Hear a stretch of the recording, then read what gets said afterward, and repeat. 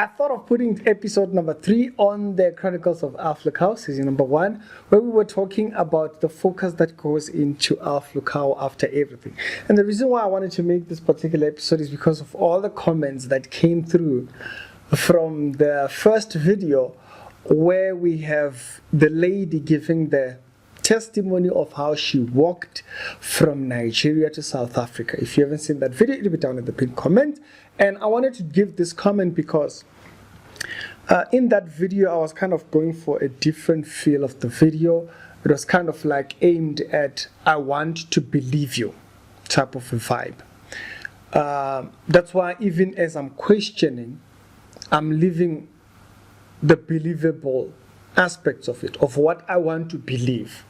But because of who you've portrayed yourself and how the narration of the story comes off, it sounds too, you understand. But I show that element of I want to believe you because sometimes people feel like or think we just hate. Even in the point when we are correcting, we still love for these people to come to the truth. And it kind of reminded me of a certain verse in Titus, I think it's in Titus, where it says, others save with fear. So meaning when you do your ministration of the gospel or gospel presentation to these people, do it in fear, because these people, because they are so far from it and they are so tainted with carnality, or they are so tainted with the flesh, it becomes impossible for you to get next to them. You can't trust. And so when you see the whole Elliot and the resurrection, and when you see the Pamela White testimonies and people that were there who then come out and say, no, that was actually not real. And then you have the testimony of the Zimbabwean girl who was supposedly turned into thinking she didn't have a place, and people had to now start paying for her and paying for her rentals and whatnot. If you can remember that story, the girl went to Zimbabwe. She made an interview with a different platform in Zim, saying that that thing was not real. And so when you have situations like that, is that we have this incredible story. So that's what I was highlighting in that video.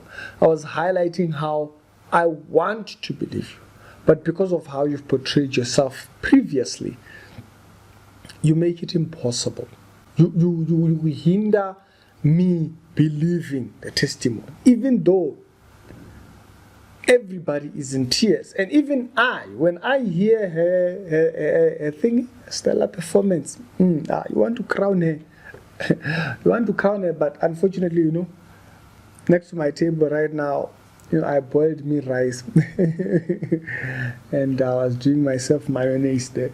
Yeah, so this is the only thing that's next to me. So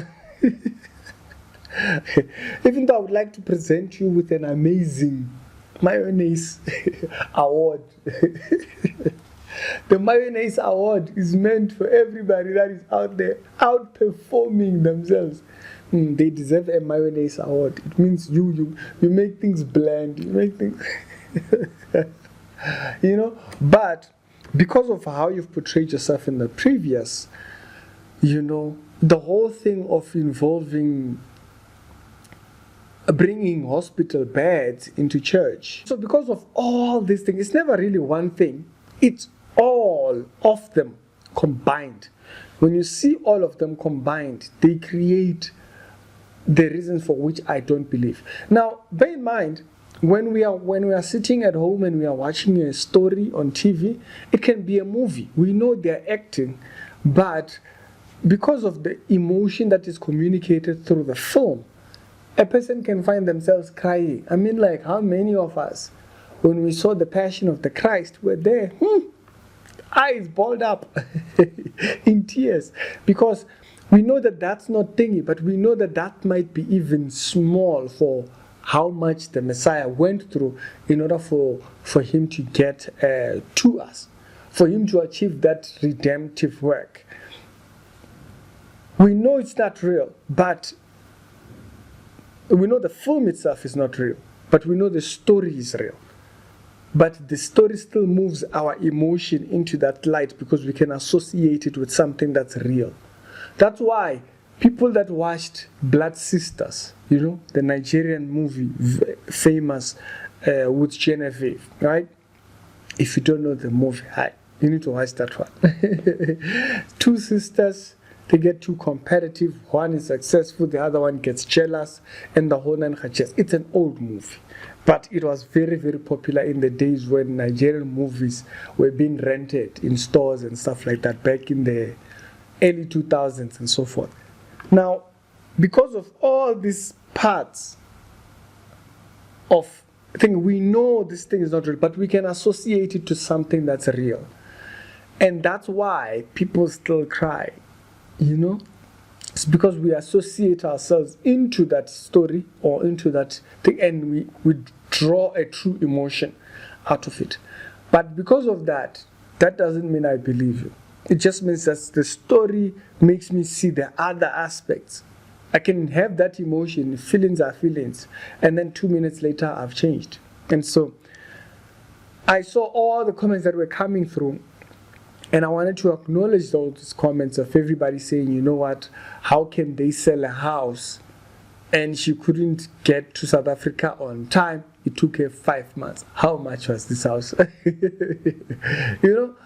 Those kind of questions, very valid questions, Now, at first, when I was just thinking about the story, I kind of focused in on that. I didn't think of that. You guys absolutely spotted that one. And also other parts, like Alf said, he saw her in buses, and he saw her in small cars, and then she immediately gets in and says, I came by road, I walked. And also the title says, did she walk? Some along those lines. Selling the house, and then you have to walk. So there's a lot of details that come into that. But these are the details that make the story unbelievable. And the extreme ideas of it, to say, why is it that it's always the extreme with Mandem? Why it's never just, I've been looking for a job for like 7 months, and somehow somebody pulled up my CV. Those kind of stories. This is great stories. This is amazing. Those are testimonies we always hear in our churches. But no, man, they gotta have these extreme stories of a person walking all the way from Nigeria after selling their house, and they still couldn't. And if you are doing those kind of things, you need God. If you would take your entire livelihood and then base it on one trip just to go and see this one person, you need caution. Because that is desperation, not for God. That is desperation for men. And men will disappoint. And if you have those kind of hopes on people, it's a very, very sad position, to be honest with you. So this is actually Ali Show, we do the Christian commentary videos. I thought that was worth mentioning, the comments that came through to that video, highlighting other aspects.